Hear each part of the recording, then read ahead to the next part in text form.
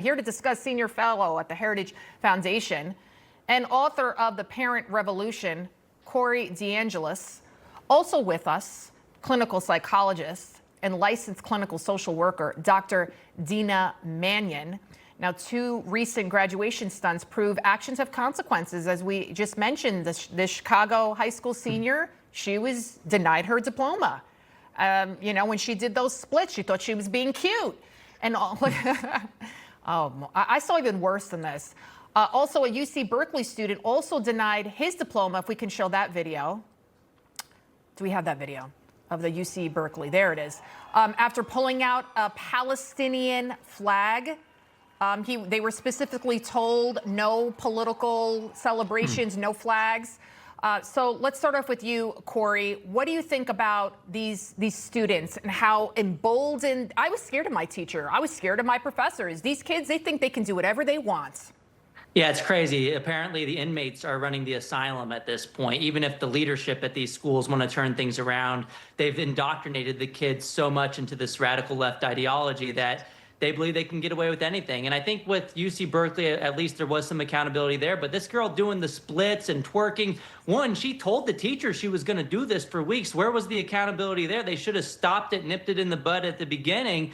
Also, this Chicago Tech Academy where she graduated has like a 90% graduation rate, but only 5% of the kids are proficient in reading. They're just passing kids through the program. I think ultimately at the end of the day, she went back to the principal and they let her off the hook and they gave her the diploma. So there's kind of a mixed bag of a response I have here, because there's some accountability in some cases. At least they took her diploma on the stage and said, we can't be doing this. But then ultimately she got her way and got her diploma later on, after she basically halfway apologized. Right. And doctor, the kids at Harvard might need a bigger kick in the butt. Here's what one entitled student had to say when asked about America. Listen to this.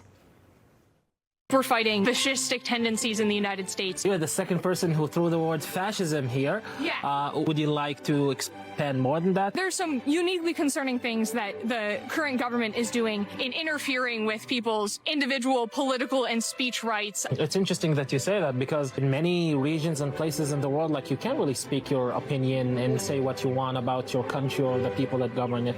I think that's very Yeah. Doctor, you see this a lot. What are your thoughts? Well, I'll be honest. I love America, and I think that, unfortunately, I worry that many young people are just hearing all of the bad stuff about our country and our leader, and they kind of get on board with that, not realizing the opportunity that they have in our country and all of the great things that are about our country. And unfortunately, back when I was growing up, we were able to debate and talk about what we liked or didn't like about our country, but we had respect for our leader and to be an American. And real quick, I want to follow up with you, doctor, before I get to you, Corey.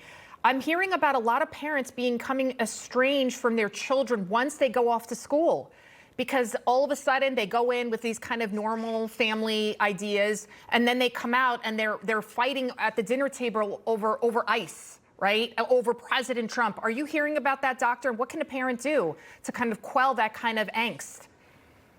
I'm definitely hearing about that. And I think the most important thing that we can do with our young people is allow for their opinions and allow for debate, but also educate them. Don't just put them in the hands of educators and kind of turn a blind eye to what's going on. We really need to be involved, even with college-age kids. I have two kids that are in their 20s. I talk to them every day. I listen to their ideas. And then sometimes I'll try to kind of give them a different perspective or different information. And then ultimately they're going to make a decision, but they are influenced a lot by, people at school. And I feel like it's becoming, the scale is tipping too far to kind of having all kids believe one thing as opposed to having different ideas and being able to debate in school. That's what it's all about. It really is. Now, Corey's Yale, which is very left, just reinstated the SAT and ACT entrance exams, but about 90% of colleges still don't require them. 90%. And Harvard is now going to fight grade inflation after giving too many A's. What do you, Yeah, we need a return to merit. It's great that some Meritocracy. schools are returning to the SATs at least, but there should be some competition in testing too because of grade inflation with the SATs. They've been dumbed down over time.